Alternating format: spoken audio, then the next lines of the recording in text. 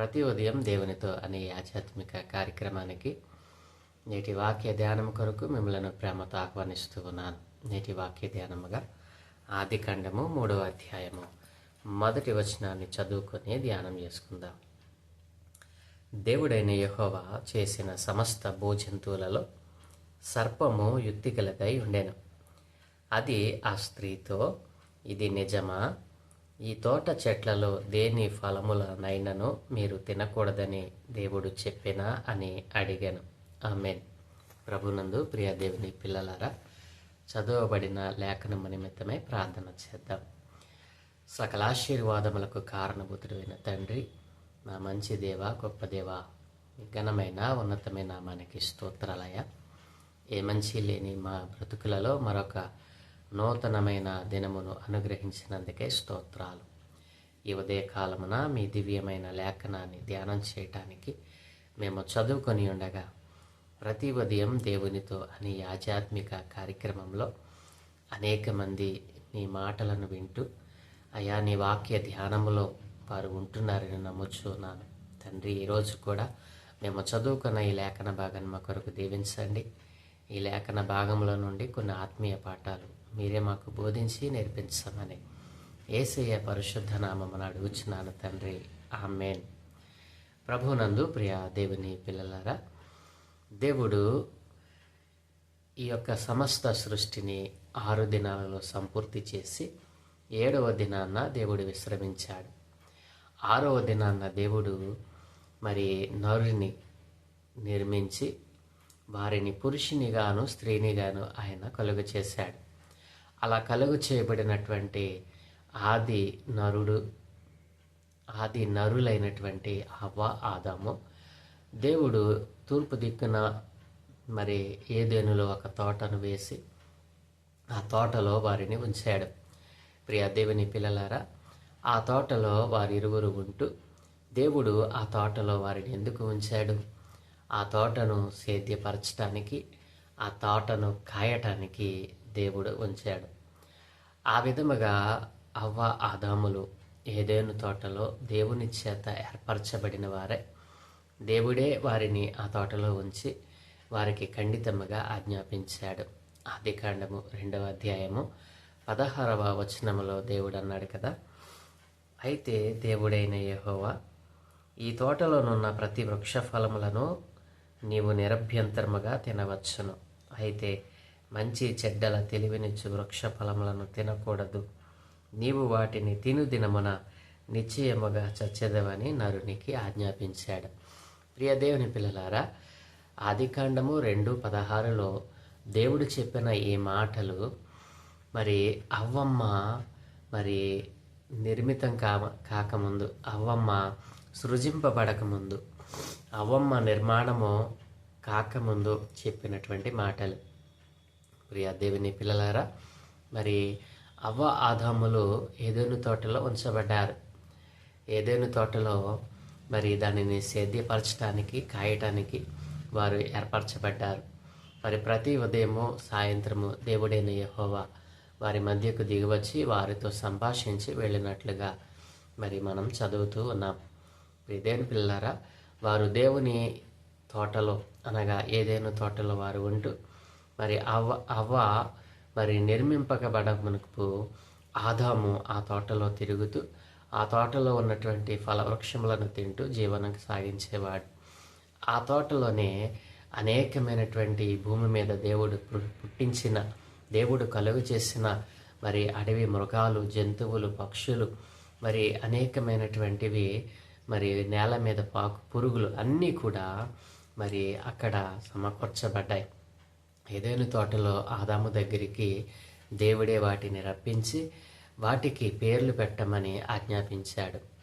నరుడైన ఆదాము వాటికి ఏ పేర్లు పెట్టాడో ఆ పేర్లే వాటికి దేవుడు ఆమోదించాడు.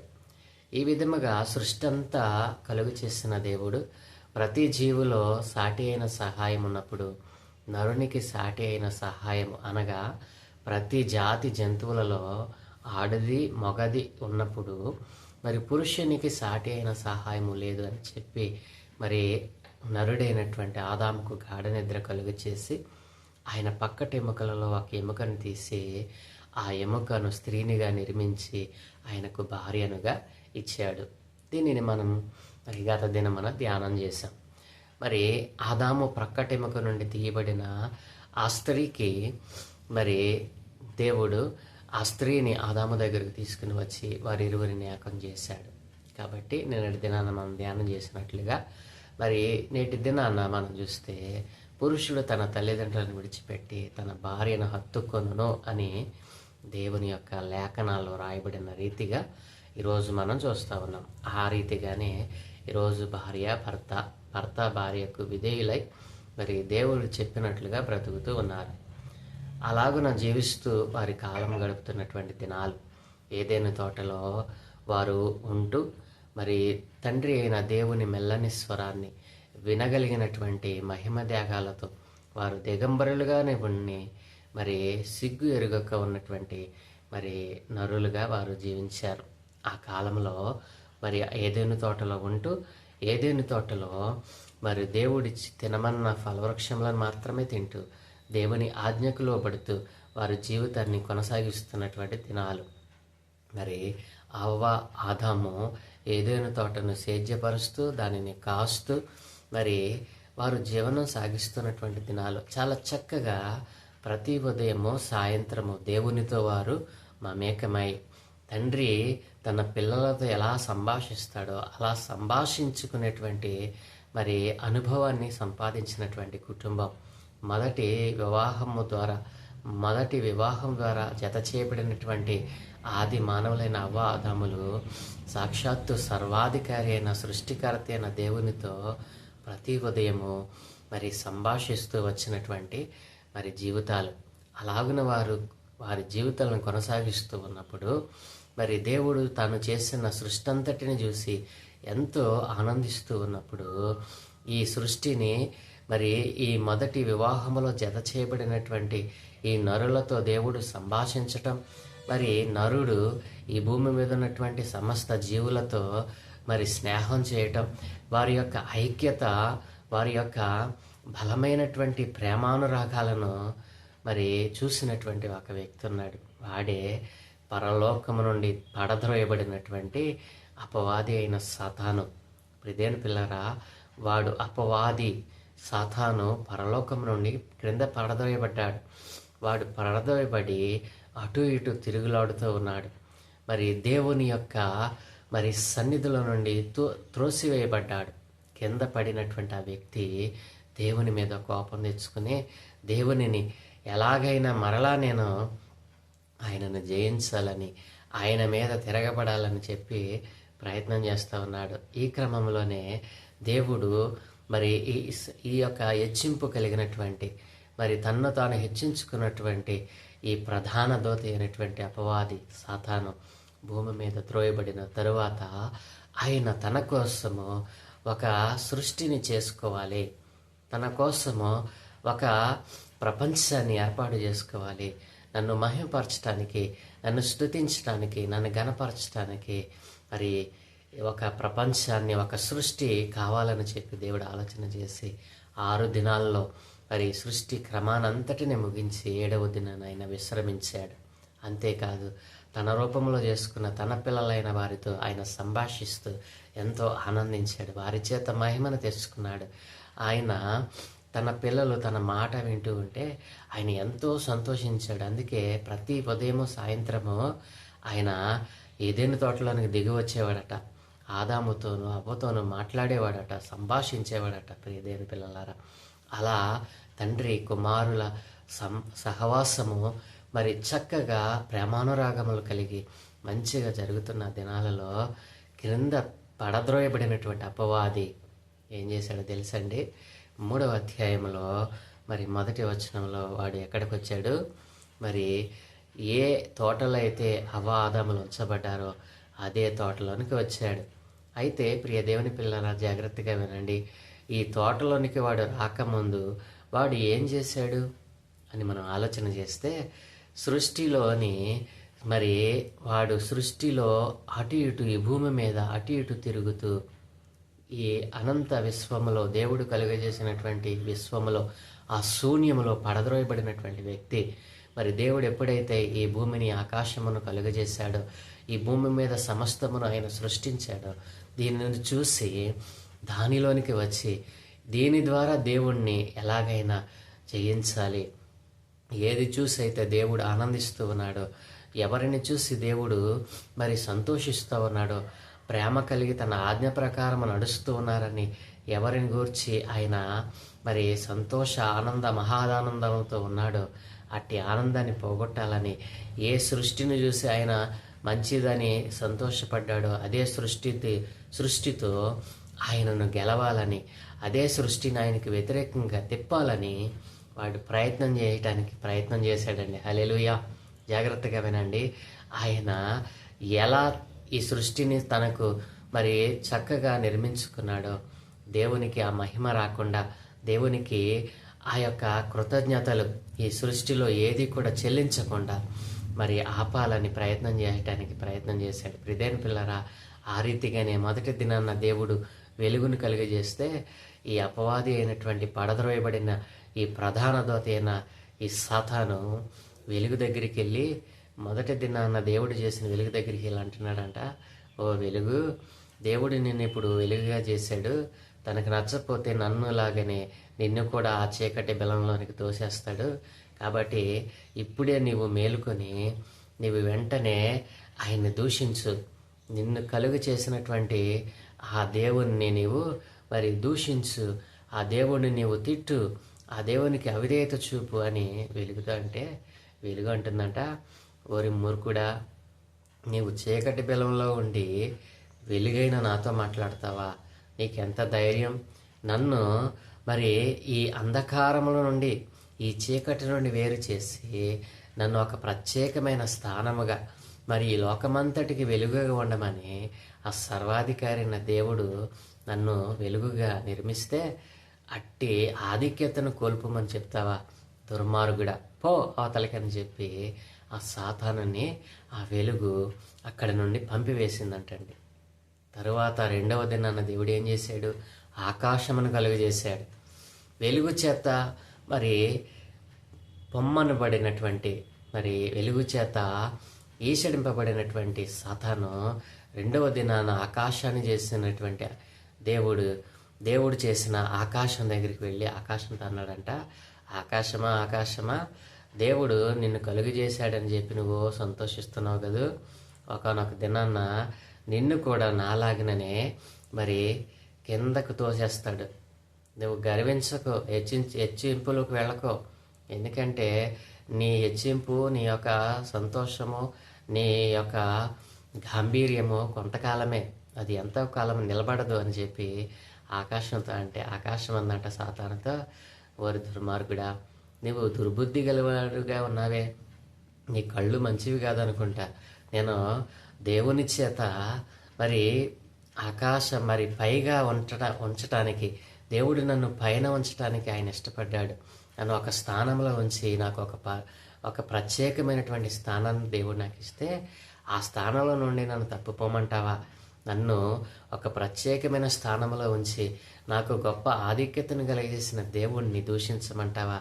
దుర్మార్గుడా, పో అవతలికి అని చెప్పి ఆకాశం కూడా వాడిని ఛేదరించుకుంటుందన్నమాట.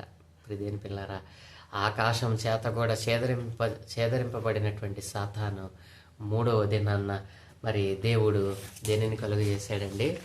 మూడవ దినాన దేవుడు భూమిని కలుగజేశాడు. ఆ ఆకాశము నుండి ఛేదరింపబడినటువంటి సాతాను మరలా మూడవ దినాన దేవుడు చేసిన భూమి దగ్గరికి వెళ్ళి భూమితో అన్నాడట, ఓ భూమి, దేవుడు నిన్ను ఒక చక్కని ఆరిన నేలగా చేసి నిన్ను భూమి అని పేరు పెట్టి పిలుస్తూ ఉన్నాడు. ఒకనొక దినాన్న నీ చుట్టూ ఉన్న ఈ జలాలతో నిన్ను ముంచేస్తాడు, జాగ్రత్త అని భూమితో అన్నాడట. భూమి అందంట, ఒరే పెచ్చోడా, ఆల్రెడీ ఈ జలములలో ఉన్నటువంటి నన్ను, మరి జలములతో మిళితమైపోయినటువంటి నన్ను ప్రత్యేకపరిచి ఆరిన నేలగా చేసి వాటితో చెప్పాడు ఏమని, ఓ సముద్ర జలములారా, మూడొంతులు ఉన్నటువంటి నీళ్లులారా, మీరు ఎప్పటికీ కూడా దీని మీదకి రాకూడదని ఆజ్ఞాపించాడురా. అవి ఎప్పటికీ ఆయన ఆజ్ఞ లేకుండా నా మీదకి రావు. ఎందుకంటే నన్ను భూమి అని పేరు పెట్టి ఈ భూమి మీద మరి సమస్తమైనటువంటి మళ్ళీ ఫలవృక్షములను ఈ జీవకోటికి ఉపయోగపడేటువంటి జీవరాశిని జీవకోటికి ఆధారమైన నివాసయోగ్యముగా నన్ను చేసి దేవుడు నాకు గొప్ప ఆధిక్యతని ఇస్తే నువ్వొచ్చి నన్ను మరి అలాంటి దేవుణ్ణి దూషించమంటావా? అలాంటి దేవుని దూరం చేసుకోమంటావా? దేవుడు నాకు ఇచ్చిన ఆధిక్యత ఎంత గొప్పది!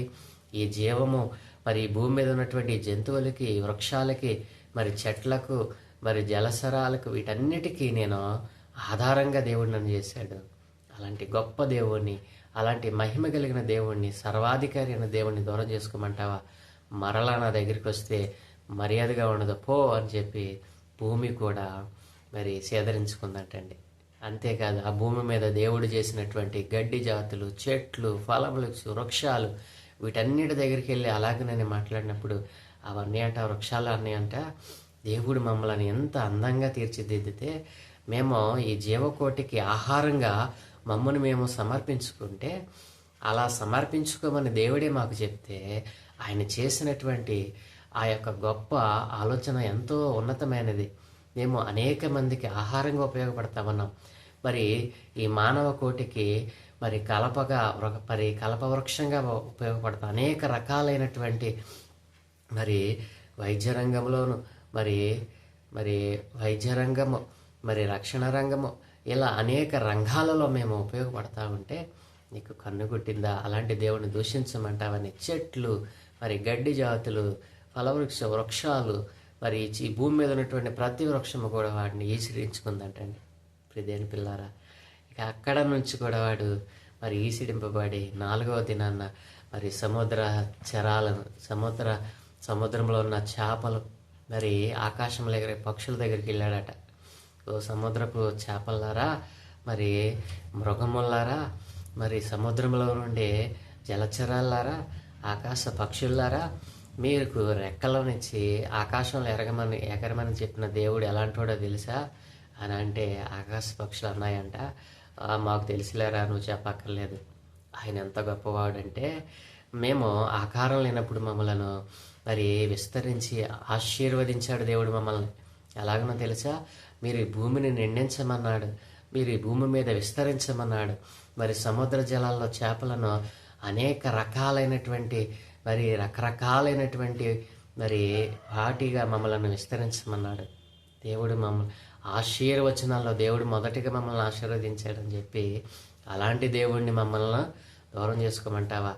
దేవుడు ఎవరో, ఆయన ఏంటో మాకు తెలుసు, నువ్వెవడవో మాకు తెలియదు పో అన్నారంట. ఎవరు? ఆకాశ పక్షులు, సముద్రంలోని చేపలు, జలచరాలు అన్నీ కూడా 4వ దినాన దేవుడు చేసిన సృష్టిలోని ఆకాశ పక్షులు, చేపలు, సరీసృపాలు మొత్తం అన్నీ కూడా వీడిని సాతాన్ని మరి ఏసడించుకున్నాయంటండి. అక్కడ కూడా వాడికి పని అవ్వలేదు. 4వ దినాన చేసిన సృష్టి కూడా వాడిని ఏసడించుకుంది. 5వ దినానికి వచ్చాడు. 5వ దినానికి వచ్చినప్పుడు మరి దేవుని పిల్లరా, 4వ దినాన దేవుడు జ్యోతులను కలుగజేశాడు. జ్యోతులు అంటే పగటిని వెళ్ళటానికి పెద్ద జ్యోతిని, మరి రాత్రిని వెళ్ళటానికి చిన్న జ్యోతిని చేశాడు. అనగా ఈరోజు మనం చూస్తున్న సూర్య చంద్రులను మరి కలుగజేశాడు. అంతేకాదు నక్షత్రాలు కూడా కలుగజేశాడు. ఈ 4వ దినాన దేవుడు ఏం చేశాడు? ఈ సృష్టిని చేసినటువంటి సూర్యచంద్రులను చేసినటువంటి వీటి దగ్గరికి అపవాది వెళ్ళాడు. వెళ్ళి సూర్యుడితో అంటున్నాడు, ఓ సూర్యుడా, నువ్వు భగభగ మండే అగ్నిగోళంలాగా మారిపోయావని సంతోషపడకు. ఒకనొక దినాన్న మరి ఈ అగ్నిగుండమయమైన నిన్నే ఆయన కింద పడేస్తాడు. ఈ యొక్క వైభవం నీకు కొంతకాలమే. మరి నిన్ను నువ్వు చూసుకుని మురిసిపోతున్నావేమో, మరి దేవుడు నన్ను పెద్దగా చేశాడని మరి ఎగిరి పడిపోతున్నావేమో, జాగ్రత్త. ఒకనొక దినాన్న మరి నక్షత్రం కంటే చిన్నదానిగా నిన్ను కింద పడేస్తాడు, నిన్ను త్రొక్కేస్తాడు, నన్ను పడేసినట్లుగా నిన్ను కూడా మరి కింద పడేస్తాడని చెప్పి సూర్యుడి దగ్గరికి వెళ్ళి అంటే, సూర్యుడు అన్నాడంట, ఒరే నా దగ్గరికి రావడానికే నీకు ధైర్యం చాలట్లేదు, అలాంటిది మరి నాకంటే మరి 1000 కోట్ల మరి అగ్నిమయమైనటువంటి దేవుని గురించి మాట్లాడడానికి ఎంత ధైర్యం. ఆయనలో ఒక వంతు పాలు మాత్రమే నాకు అనుగ్రహించాడు. ఆయన ఒక వంతు మహిమను అనుగ్రహిస్తేనే నేను ఇంతగా బగబగ మండుతున్నానే, ఈ సమస్త జీవకోటికి జీవాధారం అవుతున్నానే. మరి మరి సమస్త జీవికి ఆధారంగా చేసిన దేవుడు ఎంత గొప్పవాడు. ఆయన నాకు ఎంత ఆధిక్యత ఇచ్చాడు. ఆయన ఇచ్చినటువంటి ఆయన తీసేసుకోవడానికి అధికారం ఉంది. కాబట్టి ఆయన పడేసిన నేను పడిపోతా, నువ్వెవడరా నాకు చెప్పడానికి అని చెప్పి మరి అపవాది అయిన సాతాన్ని మరి సూర్యుడు గద్దించాడంట. అక్కడ పని అవ్వలేదు.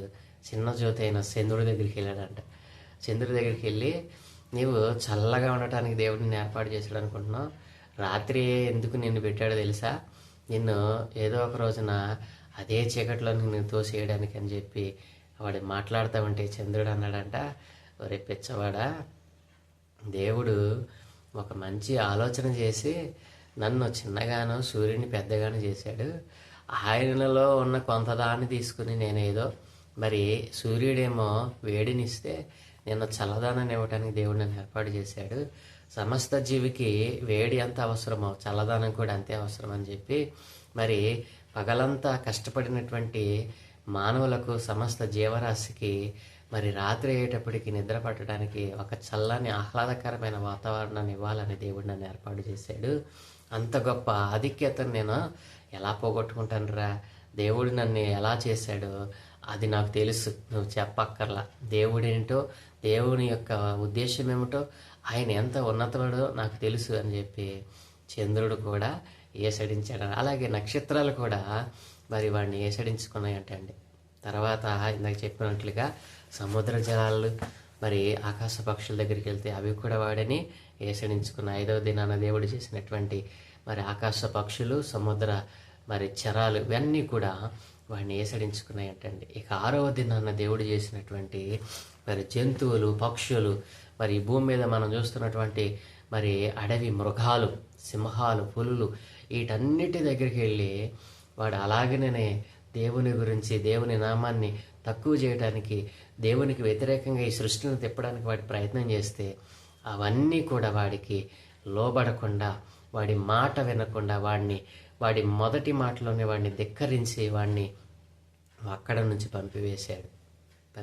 ప్రియదేని పిల్లరా, మరి 6 దినాల్లో దేవుడు చేసిన సృష్టి అంతా ఆ పడద్రోయబడినటువంటి ప్రధాన దోతి అయిన ఆ దుర్మార్గుడైన సాతానుగాన్ని మరి ఏసడించుకున్నాయి. వాడి మాటను లెక్క చేయలేదు, వాడి మాటను అసలు చెవిని పెట్టలేదు. ప్రియదేని పిల్లారా, అలాంటి వాడు మరి ఇక సృష్టి అంతా కలదిరిగాడు.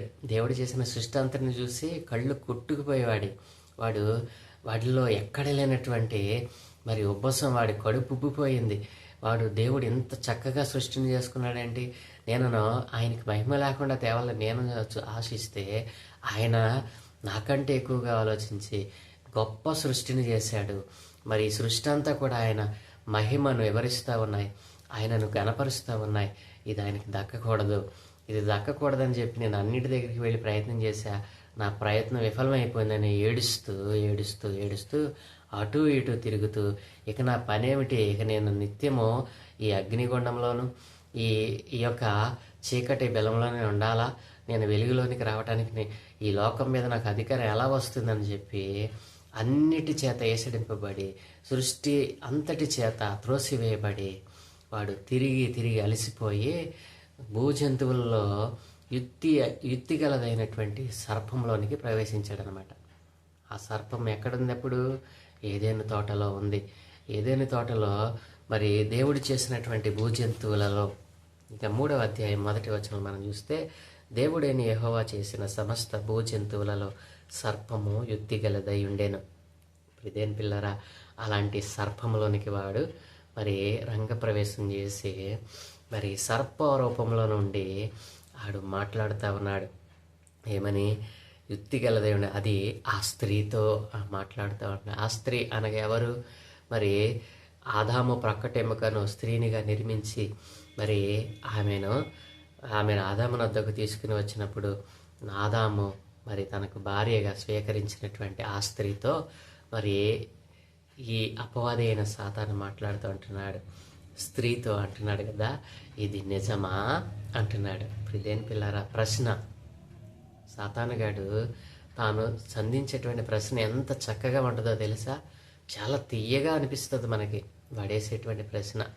ఇక్కడ కూడా ఆ స్త్రీతో అవ్వమ్మతో అంటున్నాడు కదా, ఆ స్త్రీతో అంటున్నాడు, ఇది నిజమా అంటున్నాడు. ప్రియదేని పిల్లలారా, వాస్తవంగా మనం చూసినట్లయితే ఈ సృష్టి అంతా వాడి మాటను వినకుండానే, వాడి మాట మొదలవకుండానే వాడిని ఏసడించుకున్నాయి. ప్రియదేని పిల్లారా, ఇక్కడ మనం చూస్తే స్త్రీతో వాడు అంటున్నాడు ఇది నిజమా అని చెప్పి వాడు మాట్లాడటం ప్రారంభించాడు. ప్రియదేని పిల్లారా, అసలు వాస్తవానికి ఏదైనా తోటలో ఉన్నటువంటి అవ్వ ఆదాములు మరి ఎవరి స్వరాన్ని వింటో నేర్చుకున్నారు? సర్వాధికారి అయిన సృష్టికర్త అయిన మరి సర్వశక్తి కలిగిన దేవుని స్వరాన్ని మాత్రమే వారు వినగలిగారు. ఆయన మాటలు మాత్రమే విన్నారు ఇప్పటి వరకు. మరి ఈ సృష్టిలోనేటువంటి జంతువులు, పక్షులు, చెట్లు, మరి అడవి మృగాలు, జంతువులు ఇవన్నీ కూడా మరి అప్పటి వరకు దేవుని స్వరాన్ని మాత్రమే వింటూ ఆయనను మాత్రమే గణపరుస్తూ వచ్చాయి. మహిమ మరి దేవునికి మాత్రమే తెచ్చాయి. ప్రియదేని పిల్లారా, మరి 3వ అధ్యాయంలోనికి వచ్చేటప్పటికి ఈ స్త్రీ అవ్వ మరి మరి మరి అపవాది మాటలు వినటం ఇక్కడ మనం చూస్తూ ఉన్నాం. ప్రియదేని పిల్లారా, దేవుని మెల్లని స్వరం వినేటువంటి అవ్వమ్మ ఆ దినాన్న ఆ సర్పంలో ఉండి అపవాది అయిన సాతాను మాట్లాడుతూ ఉంటే ఇది నిజమా అన్నప్పుడే వెంటనే అక్కడ నుండి తప్పుకోవాల్సింది, అక్కడ నుండి వేరైపోవాల్సింది. ఎందుకంటే అలాంటి స్వరము ఆమె ఎప్పుడు వినుండదు. ఎందుకంటే ఎప్పుడు దేవుని మెల్లని స్వరాన్ని వినేటువంటి అవ్వమ్మ ఆ దినాన్న మరి ఇది నిజమా అనేటువంటి అపవాది స్వరం ఎలా ఉండదో తెలుసండి? మనకు తీయగా ఉంటుంది, కానీ వాస్తవానికి దాన్ని వింటే ఎంత గంభీరంగా ఉంటుందో, ఎంత చండాలంగా ఉంటుందోనండి. ప్రియదేని పిల్లారా, దేవుని మెల్లని స్వరానికి అపవాది స్వరానికి చాలా తేడా ఉంటుందండి.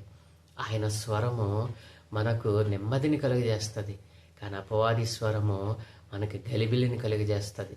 ప్రియదేవ పిల్లారా, అదేవిధంగా ఆ గలిబిలిలోనే అవ్వమ్మ మరి ఇది నిజమా అన్నటువంటి ఆ గంభీరమైన ఆ గలిబిలి కలిగిన స్వరాన్ని ఆమె వినటానికి ప్రయత్నం చేసిందేమో అనుకుంటాను. ప్రియదేని పిల్లారా, మరి అట్లాంటి దేవుని మెల్లని స్వరాన్ని వినేటువంటి అవ్వమ్మ ఆ రోజు ఆ స్త్రీతో ఆ సర్పం మాట్లాడుతుంటే ఇది నిజమా అని ప్రశ్న వేసి వెంటనే వాడే అంటున్నాడు, ఈ తోటలోని మరి ఈ తోట చెట్లలో దేని ఫలములనైనా మీరు తినకూడదని దేవుడు చెప్పేనా అని వాడు మాట్లాడటం ప్రారంభించాడు. ప్రియదేని పిల్లరా, వాడు ఒకటే ప్రశ్న వేశాడండి, ఇది నిజమా? ఈ తోటలోని చెట్లలో దేని ఫలములనైనా మీరు తినకూడదని దేవుడు చెప్పేనా అని వాడు ప్రశ్న వేశాడండి. వాడు వేసిన ప్రశ్నకు ఎప్పుడు దేవుని మెల్లని స్వరాన్ని వినేటువంటి అవ్వమ్మ ఆ రోజున ఈ దుష్టుడైనటువంటి అపవాది స్వరానికి తన చెవిని ఇచ్చిందండి. హల్లెలూయా. ప్రియదేని పిల్లరా, ఎప్పుడు దేవుని మెల్లని స్వరాన్ని వినేటువంటి అవ్వమ్మ ఎప్పుడైతే ఆ దుర్మార్గుడైన దుష్టుడైన అపవాది స్వరానికి తన చెవిని ఇచ్చిందో, ప్రియదేని పిల్ల వెంటనే అవిధేయత అవ్వమ్మలోనికి వచ్చింది. ప్రియదేని పిల్లరా, ఈ సృష్టిలో ఉన్నటువంటి ఏది కూడా అపవాదికి ఆ అవకాశాన్ని ఇవ్వలేదు, వాడి మాట వినటానికి కూడా ఇష్టపడలేదు. అయితే మొదటిసారిగా అవ్వమ్మ ఆ దుష్టుడైన అపవాది స్వరాన్ని వినటానికి ప్రయత్నం చేసింది. ఎప్పుడైతే ఇది నిజమా అన్నాడో ఆ స్వరము ఇదేదో కొత్తగా ఉందని చెప్పి మరి ఇది దేవుని స్వరము కాదని తలంచవలసినటువంటి అవ్వమ్మ ఆ దినాన్న దానిని తొలనడలేకపోయింది, దాని నుండి దూరం అవ్వలేకపోయింది. మరి అది ఆ స్వరాన్ని వినటం మరి ప్రారంభించేసింది. వెంటనే మరి అవ్వమ్మ జీవితంలో మరి అప్పటి వరకు లేనటువంటి మరి భయంకరమైన పరిస్థితి ఎదురైపోయింది. ప్రియదేని పిల్లరా, ప్రశ్న వేశాడు, దీనిలో దేనిది ఈ చెట్లలో, ఈ తోటలోని చెట్ల ఫలములలో దేనినైనా మీరు తినకూడదని దేవుడు ఆజ్ఞాపించాడా అని. అంటే ఏమిటి? దేవుడు ఆజ్ఞాపించినటువంటి ఆ మాటను వాడు అప్పటికే విన్నాడు. అప్పటికే విని ఈ సృష్టిని చేసినటువంటి సృష్టి అంతటిని కూడా దేవునికి వ్యతిరేకంగా తిప్పాలని ఆలోచన చేశాడు. సృష్టిలో ఏది కూడా వాడికి లోబడలేదు. కానీ మరి దేవుని చేత నిర్మించబడినటువంటి మానవుని ప్రక్కటెముక నుండి తీయబడిన మరి ఈ స్త్రీ అపవాది మాట వినటానికి ప్రయత్నం చేసింది. మరి మోసం చేశాడు అనే సాతాను మోసం చేశాడని చెప్పి చాలామంది బోధ చేస్తూ ఉంటారు. సాతాను మోసం చేయలే. అక్కడ మోసపోయింది ఎవరు, మోసపుచ్చబడింది ఎవరు, ఎవరి మాట వినకూడదో ఎవరి మాట వినాలో మరి అప్పటి వరకు దేవుని మెల్లని స్వరాన్ని విన్నటువంటి ఆ స్త్రీకి తెలిసి ఉండలేదా? తెలియదా? తెలిసి కూడా ఆమె ఆ స్వరాన్ని విందా? ఇందాక నేను చెప్పినట్లుగా వాడు వినేటట్లుగా ఆమెను చేశాడు. దేని పిల్లరా, ఈ సృష్టిలో ఏది కూడా వాడి మాట వినలేదు. కానీ మరి ఈ స్త్రీ వినేటట్లుగా వాడు మరి చేశాడు. దేని పిల్లరా, మరి మొదటి వచనంలో ఉన్నటువంటి విషయం అదే. కాబట్టి దేవుడైన యెహోవా చేసిన సమస్త భూజంతువులలో సర్పము యుక్తి గలదై ఉండెను. అది ఆ స్త్రీతో, ఇది నిజమా? ఈ తోట చెట్లలో దేని ఫలములనైనాను మీరు తినకూడదని దేవుడు చెప్పేనా అని అడిగాను. సాతాను ప్రశ్నకు అవ్వమ్మ ఏమి సమాధానం ఇచ్చిందో రేపటి దినాన్ని మనం ధ్యానం చేద్దాం. ప్రియమైన పిల్లల, ఈరోజు పాఠంలోని ముఖ్య అంశం ఏంటంటే, ఈ సృష్టి అంతటిని దేవునికి వ్యతిరేకంగా తిప్పాలని ఆశపడినటువంటి అపవాదికి మరి హంసపాదు ఎదురైంది. ఈ సృష్టి ఏది కూడా ఒప్పుకోలేదు. ఈ సృష్టి 6 దినాల్లో దేవుడు చేసిన సృష్టిలోని సమస్తమైన జీవులన్నీ కూడా, చెట్లు, ఫలములు, మరి గడ్డితో సహా మరి అన్నీ కూడా అపవాదిని వెసడించుకుంటే, వాడికి ఏ విధమైనటువంటి అవకాశం లేనప్పుడు, వాడికి ఏ విధమైనటువంటి సహాయము అందనప్పుడు, వాడు అలసిపోయి అటు ఇటు తిరిగి వచ్చి ఏదైనా తోటలో వాడు తిష్ట వేసి చివరి ప్రయత్నంగా మరి ఆ స్త్రీతో మాట్లాడినటువంటి సందర్భం దేని పిల్ల ఎవ్వరూ వినలేదు. కానీ ఈ స్త్రీ ఆ మాట మరి అపవాది మాట వింది. ఎప్పుడైతే ఆ మాటకు చెవి ఎగ్గిందో వెంటనే అవిధేయత ఆమెలోనికి ప్రవేశించింది. అపవాదిలో ఉన్నటువంటి ఆ అవలక్షణాలన్నీ కూడా అవమ్మలోనికి వెళ్ళిపోయాయి. దేని పిల్ల తర్వాత ఏమి జరిగిందో రేపటి దినాన ధ్యానం చేద్దాం. దేవుడు మరి ఈ యొక్క మరి వాక్య భాగం మన కొరకు దీవించునుగాక. ఆమేన్. ప్రార్థన. దయగలిగిన తండ్రి, కృపగలిగిన దేవ, ఘనమైన ఉన్నతమైన నామానికి స్తోత్రాలయ్యా.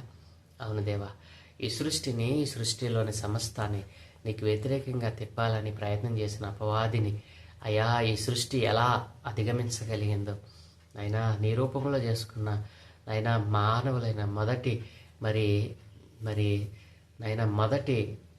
మానవులైన నరులైనటువంటి అయినా వారిలో స్త్రీ అయినా అపవాది చేత అయినా ఇదిగో అపవాదికి తన చెవినిచ్చి అయినా మెల్లని స్వరం వినేటువంటి ఆమె ఆ యొక్క ఆధిక్యతను కోల్పోయి మహిమదేహాన్ని కోల్పోయి అయ్యా ఇదిగో తండ్రి సిగ్గును తెచ్చుకుంది నాయన.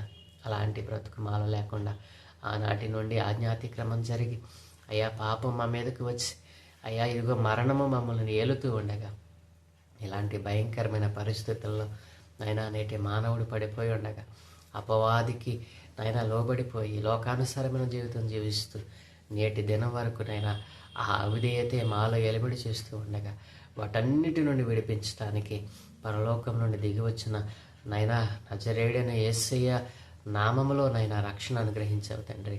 ఆయన తన సొంత రక్తమును ధారపోసి ఇలాంటి అవిధేయతలన్నిటినీ తీసివేసి పాపములన్నిటి నుండి విడిపించి పరిశుద్ధులుగా చేయడానికి ఇష్టపడ్డావు నాయన. అలా పరిశుద్ధులుగా మార్చబడి ఇంకను లోకంలో ఉన్నటువంటి వారితో నీవు మాట్లాడమని ఏ విధముగా ఆ స్త్రీనైనా అపవాదికి అవిధేయత చూపిందో విధేయత చూపి మరి వాడి మాటలకు చెవిగిందో నాయన.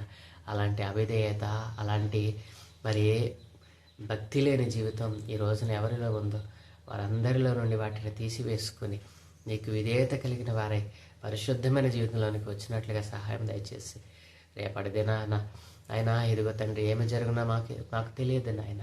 ఈ రోజే నాయన రక్షణ వారు పొందుకొని నీలో స్థిరపరటకు సహాయం తెచ్చేమని ఈ దినమే చేపలన్నిటి మీద కనుదృష్టి ఉంచి నాయన సృష్టికర్తను నాయన జ్ఞాపకం చేసుకుంటూ సృష్టిని పూజించడం కాకుండా సృష్టికర్త ఎవరో, ఆయన నిజమైన దేవుడు ఎవరో అని నాయన జ్ఞానం కలిగిన వారందరూ గుర్తించి దేవా నీలో నిలిచి ఉండడానికి కృప చూపమని ఆయన సృష్టిని పూజించటం మానివేసి సృష్టికర్త అయిన మిమ్మల్ని తెలుసుకుని మిమ్మల్ని మాత్రం ఆరాధించేవారిగా తయారు చేయమని ఈ దినం మేము చేయపలన్నట్టు మీకు అనుదృష్టి ఉంచి మీరే మహిమ ఘనత ప్రభావం పొందుకోమని యేసునామని అడిగి వేడుకుంటూ ఉన్నాము తండ్రి.